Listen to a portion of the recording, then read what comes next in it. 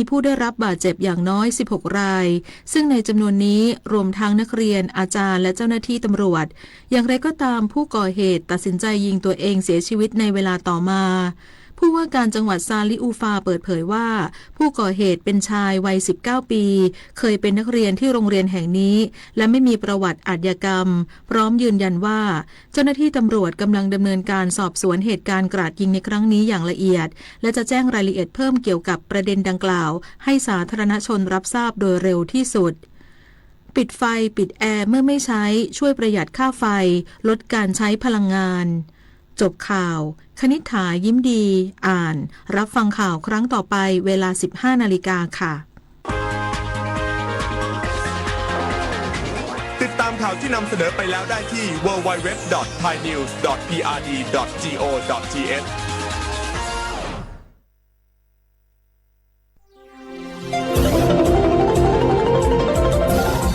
วิทยุแห่งประเทศไทย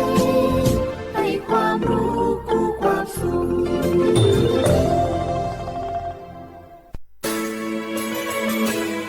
สถานีวิทยุกระจายเสียงแห่งประเทศไทยจังหวัดเชียงใหม่ AM 1476 กิโลเฮิรตซ์สถานีวิทยุภาคภาษาชาติพันธุ์แห่งเดียวในประเทศไทยที่มีความทันสมัยเชื่อถือได้สร้างอัตลักษณ์กลุ่มชาติพันธุ์สู่สากล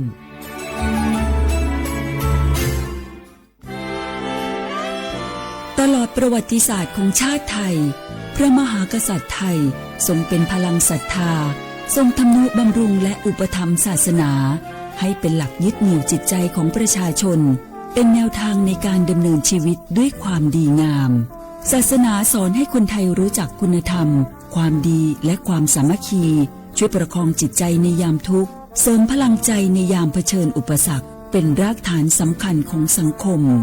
ด้วยพระบารมีแห่งพระมหากษัตริย์และศาสนาอันเป็นที่พึ่งทางใจคือพลังศรัทธาที่ล้อมรวมคนไทยทั้งชาติสู่ความมั่นคงสงบสุขและยั่งยืนตลอดไปร่วมเสริมสร้างความรักในสถาบันหลักของชาติโดยสำนักงานประชาสัมพันธ์ที่ 3 กรมประชาสัมพันธ์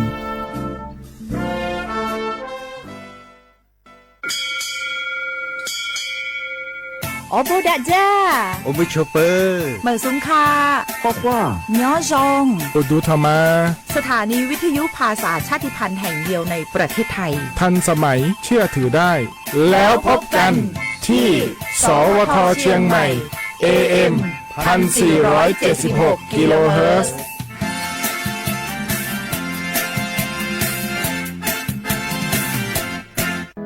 มะเร็งปากมดลูกรักษาได้ถ้าตรวจเจอระยะแรกหญิงไทยอายุ 30-59 ปีวันนี้รีบใช้สิทธิบัตรทองตรวจมะเร็งปากมดลูกได้ไม่เสียค่าใช้จ่ายติดต่อสถานพยาบาลในระบบบัตรทองหรือจองคิวตรวจผ่านแอปเป๋าตังค์เลือกกระเป๋าสุขภาพหรือขอรับชุดเก็บสิ่งส่งตรวจมะเร็งปากมดลูกด้วยตนเองที่ร้านยาและคลินิกการพยาบาลสอบถามเพิ่มเติมสายด่วนสปสช1330ตลอด24ชั่วโมง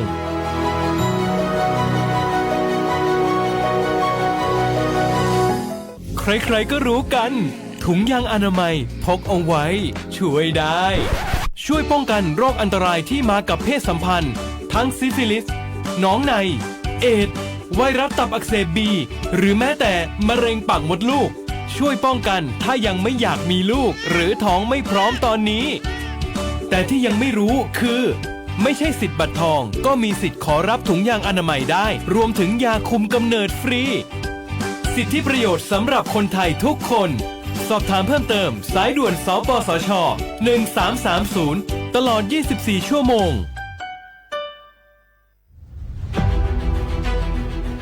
จังหวัดเชียงใหม่ขอความร่วมมือทุกภาคส่วนงดการเผาเพื่อลดปัญหาหมอกควันและมลพิษทางอากาศจากการเผาป่าและการเผาเศษวัสดุทางการเกษตรตามประกาศมาตรการสำคัญเพื่อควบคุมการเผาในพื้นที่ต่างๆโดยไม่อนุญาตให้มีการเผาใดๆทั้งสิ้นเพื่อเป็นการลดมลภาวะจากฝุ่นละอองขนาดเล็กหรือ PM 2.5 ตั้งแต่วันที่ 1 มกราคมถึง 31 พฤษภาคม 2569 หากจำเป็นสามารถลงทะเบียนขออนุมัติผ่านระบบไฟล์ดีและเบิร์นเช็คได้ฝ่าฝืนต้องระวังโทษจำคุกและปรับหรือทั้งจำทั้งปรับ จังหวัดเชียงใหม่ส่งเสริมการใช้เทคโนโลยีในการจัดการขยะและเศษวัสดุทางการเกษตรเพื่อลดการเผาในอนาคตและสร้างสภาพแวดล้อมที่ดีขึ้นในระยะยาวหากพบเห็นการเผาในพื้นที่ห้ามเผาหรือพบผู้กระทำความผิดสามารถแจ้งข้อมูลได้ที่ 053-112-808 หรือ 191 ตลอด 24 ชั่วโมง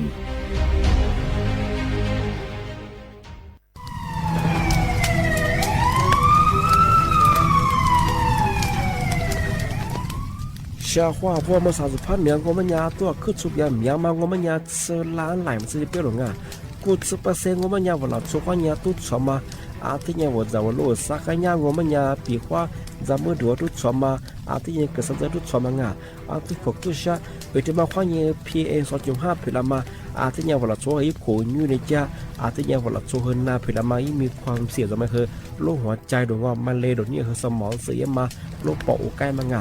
ที่บ้าน我们家มาสายาสถาบันวิจัยวิทยาศาสตร์ง่ะที่เนี่ยคือเทคโนโลยีแห่งประเทศไทยไงย่าวุ้ยชามาคือแต่คนแรกยี่จ้าละโคตุถัดสู้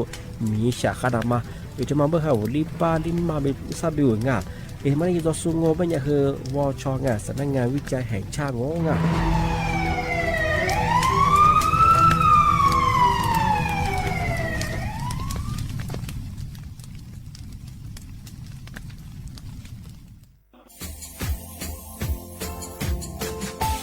ชาว่าบราวัฒมาปีใหม่อาทิตย์ซึกตาจิงชามองมันยังไงมุสาจังหวัดเชียงใหม่ค่อยถึงมาปีใหม่ปากไก่ฝรั่งที่5ที่เนี่ยก็พวกค่อยยังว่า5 3次ที่เนี่ยซึ่งอีกคนอยู่ตรงนี้โฉดซึกกูกว่ามาคือตุถัดโซดกับปากกับเมียนเดสเปียลุมนีโดขยันโดอจุเปดสัตว์ความแบบดิต้มตุถัดโซบที่เนี่ยพื้นที่หรือตัวจางงเป็นยังก็ยาระบบไฟดีค่อยนี้มาอนุญาตอยู่ไม่คือมาคือตุถัดโซที่เนี่ยปีความว่าตุสองเป็นยังฝ่าฝืนยังคือกลุ่มหมายละชัวยาชัวยาโซดที่บ้านก็เป็นยังมาตุสวตุเบียพะมัวงเป็นยังโทรแจ้งศูนย์อำนวยการแก้ไขปัญหาหมอกควันที่ยังคือฝุ่นละอองมาคือจังหวัดเชียงใหม่ยี่เบอร์โทรโงเป็นยัง053ที่นี่11280หรือจะมาโงเป็นยังสำนักงานประชาสัมพันธ์จังหวัดเชียงใหม่ก็ยังดีปีมากทีเดียวพักกายฝรั่งอันนี้ประกาศมาก็ตะวันไรยุจลาโคโรง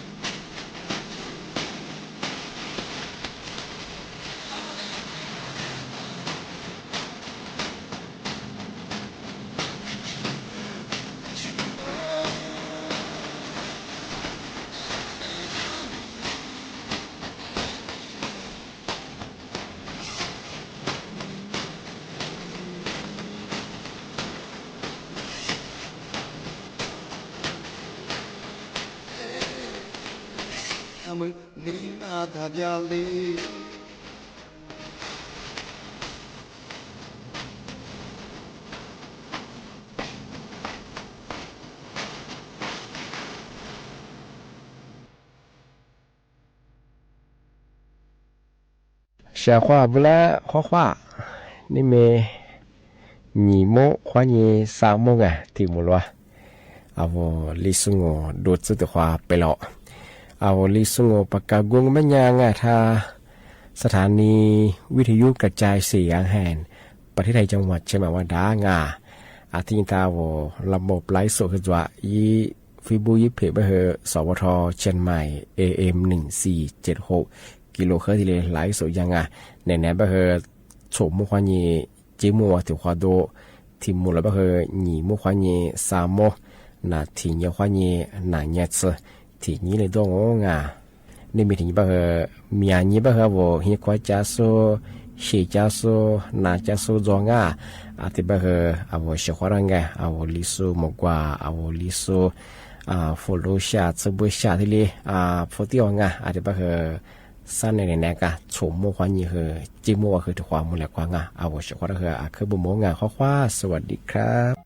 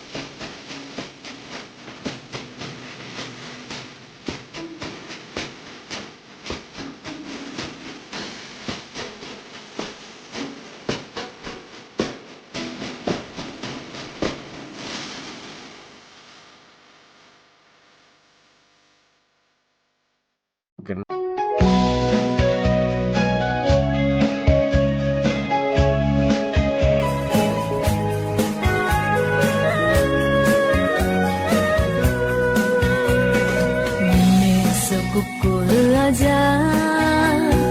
佛是花在为贝格拉，不是里那努他杰，穆提祖斯加的萨萨，比如米瓦表表的，尊尼是子比基督。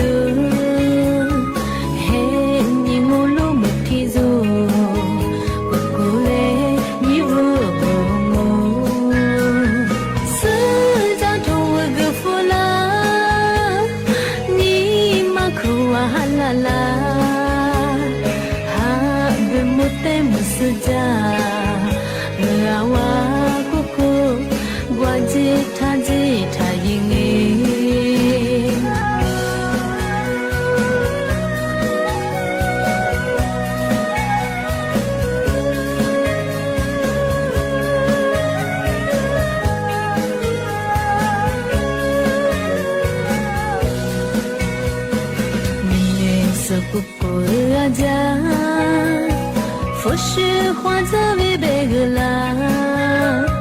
不是里那努他杰，莫提祖斯加的萨萨，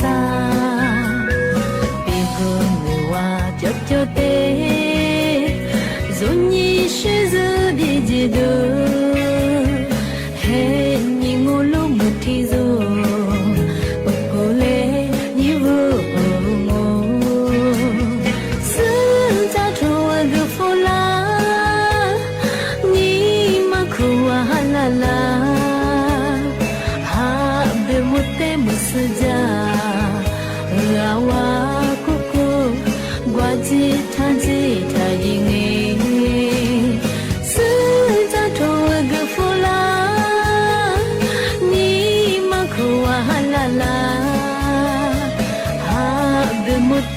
Sejak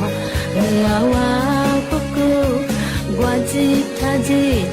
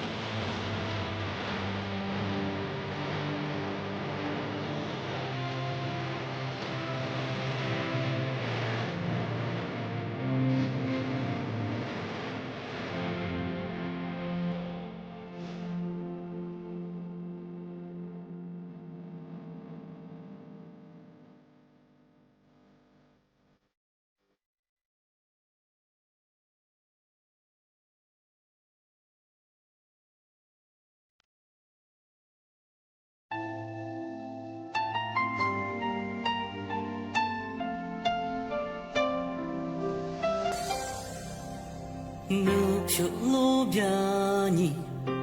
ぬにまじゃにぬてにぬくティスあみえじゃにぬてにねみあみやになみぬにくてゃまかねすちりょわにぬすぬちょろびゃみぬ